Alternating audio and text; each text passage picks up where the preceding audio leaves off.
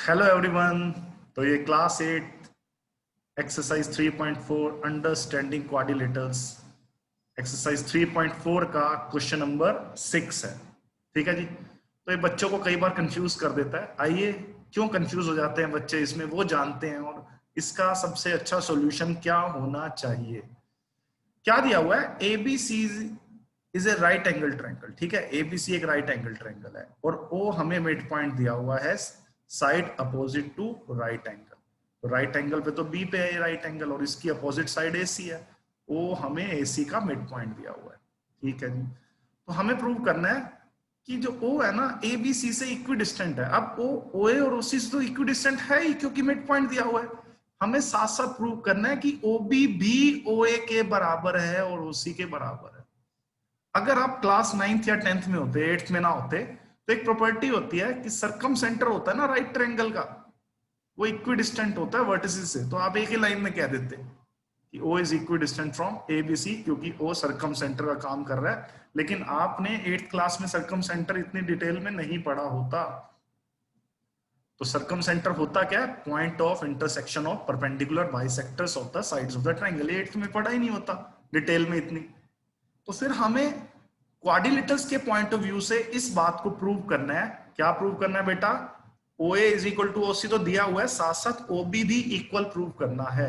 अब एनसीईआरटी में क्या चीज दी हुई है कि ये डॉटेड लाइंस ड्रॉ करिए आपको हेल्प करने के लिए। एक लाइन और एक्स्ट्रा दी हुई है।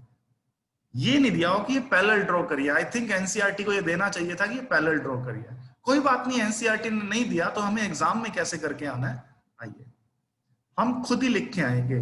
Draw a line parallel to BC from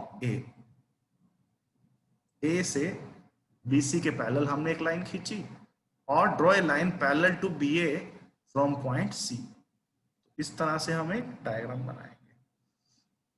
उस पॉइंट का नाम रख देंगे जहां पे पैरेलल लाइंस मीट कर रही हैं। अब मुझे बताओ, क्या आपने इतना तो पढ़ा है, 7th क्लास में भी पढ़ा, क्या अगर किसी क्वाड्रिलेटरल में अपोजिट साइड्स पैरेलल हो, जैसे एडी हमने बीसी के पैरेलल ड्रॉ करी है और सीडी हमने बीए के पैरेलल ड्रॉ करी है, तो ये क्या होगी बेटा? एक पैरेललोग्राम होगी। ये इतनी बात लिख लोगे क्या? आप लिखोगे AD is drawn parallel to BC and CD is drawn parallel to BA, that's why it is a parallelogram। ये आपने लिखना है, लिख के आना है। मैं तो बोल रहा हूं, लेकिन आपने 8th क्लास के पॉइंट ऑफ व्यू से सारी चीजें लिख के आनी है। क्या, दोबारा बोल देता हूं, as AD is drawn parallel to BC and CD is drawn parallel to BA, that's why it is a parallelogram। अब ध्यान से देखो, अगर किसी पैरेललोग्राम में एक एंगल भी बेटा 90 डिग्री है ना, तो सारे एंगल ऑटोमेटिकली 90 हो जाएंगे। इसका रीजन भी लिख के आना है। क्यों? Angle B is equal to angle D, opposite angles of a parallelogram are equal. तो ये भी D भी 90 प्रूव हो गया। अब angle B plus angle A बताओ 180 होगा, क्योंकि पैरेलल एंगल्स का सम क्या होगा? 180 होगा। Interior angles on the same side of transversal का सम क्या होता है बेटा? 180 डिग्री होता है। तो ये बात आपने पढ़ी होगी। ठीक है, तो ये एंगल भी 90 प्रूव हो गया, और सेम लॉजिक से ये एंगल भी 90 प्रूव हो गया। अब इस पैरेललोग्राम के सारे एंगल 90 प्रूव हो गए, तो ये पैरेललोग्राम क्या बन गई हमारी? अब रेक्टेंगल। तो ये आपने लिख के आना है सब कुछ, ऐसे ही नहीं छोड़ देना कि डायरेक्ट ही लिखते जाओ। पूरा लिख के आना जैसे मैं आपको बता रहा हूं। आप डायरेक्ट ये भी लिख सकते हो कि किसी पैरेललोग्राम में अगर एक एंगल भी 90 डिग्री है, if one angle of a parallelogram is 90 degree, then it will be a rectangle. Why it will be a rectangle? Because वही 90 सारे आपको प्रूव करने पड़ेंगे। अब यहां तक हो गई बात। अब आगे की बात समझते हैं। अगर एक रेक्टेंगल है तो उसके डायगोनल्स बेटा इक्वल भी होते हैं और बाइसेक्ट भी करते हैं। तो पहले तो अगर बाइसेक्ट करने का मतलब क्या है कि जो AC डायगोनल है ना, इसका जो मिड पॉइंट है, VD डायगोनल पक्का इसी मिड पॉइंट से ही पास करने वाला है, तभी तो वो बाइसेक्ट कर पाएगा। तो अगर मैं BD डायगोनल को ज्वाइन करूंगा कुछ इस तरह से, ये स्ट्रेट लाइन होगी। थोड़ा सा डायग्राम ऐसे है, कोई नहीं, वो तो आप अंडरस्टूड कर ही पा रहे हो इस चीज को। ये स्ट्रेट लाइन होगी। डायगोनल बाइसेक्ट करने का मतलब क्या होता है? एक दूसरे को बाइसेक्ट करते हैं डायगोनल, मतलब AC जो है BD के मिड पॉइंट पे पास कर रहा है, और जो BD है वो AC के मिड पॉइंट से पास कर रहा है। और AC का मिड पॉइंट तो वो हमें गिवन ही है, क्वेश्चन के अंदर गिवन है। तो पक्का BD भी एक स्ट्रेट लाइन है और AO is equal to OC prove हो गया और BO is equal to OD prove हो गया। डायगोनल्स बाइसेक्ट करते हैं क्योंकि डायगोनल इक्वल भी होते हैं, रेक्टेंगल के इक्वल होते हैं डायगोनल, ये बात ध्यान रखना। AC is equal to BD क्यों है, आप लिख के आओगे डायगोनल्स आर इक्वल। किसमें? Diagonals of a rectangle are equal. अब जल्दी से बताओ, अगर दो चीजें इक्वल है तो उनके हाफ ऑफ पार्ट भी इक्वल होंगे। तो अगर मैं AC का हाफ कर दूं इधर और उधर से BD का हाफ कर दूं, वो भी तो इक्वल होंगे। अब AC का हाफ मैं क्या लिख सकता हूं, जल्दी बताओ। AC का हाफ मैं AO भी लिख सकता हूं, OC भी लिख सकता हूं। तो मैंने AO भी लिख दिया और OC भी लिख दिया, दोनों ही हाफ है ना। और वो किसके बराबर है? Half of BD।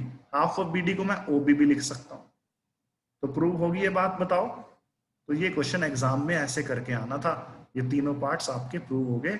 AO is equal to OC is equal to OB। मतलब O जो है वो A से इतने ही डिस्टेंस पे है जितना कि B से है और जितना कि वो C से है।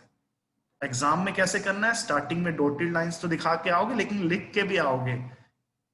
Draw AD parallel to BC, draw CD parallel to AB। फिर आप लिखोगे क्योंकि अपोजिट साइड पैरेलल है तो ये पैरेललोग्राम है, पहले ये लिखना है आपको। फिर क्योंकि पैरेललोग्राम का एक एंगल 90 है तो सारे एंगल 90 हो जाएंगे, ये आप प्रूव करके आओगे। क्यों ये 90 है तो ये 90 क्यों है अपोजिट? क्योंकि opposite angles of a parallelogram are equal. ये 90 है तो ये 90 क्यों है? रीजन 90 90 180 प्रूव करना है ना। क्यों?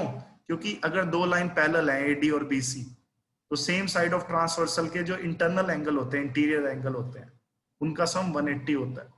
ठीक है ना। जैसे अगर दो लाइनें पैरेलल हैं, ये ट्रांसवर्सल है, तो इन दोनों एंगल जो इंटरनल है, interior angles on the same side of transversal, उनका सम 180 आपने बचपन में पढ़ा हुआ है। बचपन मतलब 6th और 7th में पढ़ा हुआ है ना आपने। तो ये 90 है तो सेम लॉजिक से 90 प्लस 90 180 करने के लिए ये भी 90। तो ये 90 है तो ये भी 90, सेम लॉजिक से अपोजिट वाला कर लो या ट्रांसवर्सल वाला लॉजिक कर लो। तो सारे एंगल 90 हो गए तो ये रेक्टेंगल हो गई।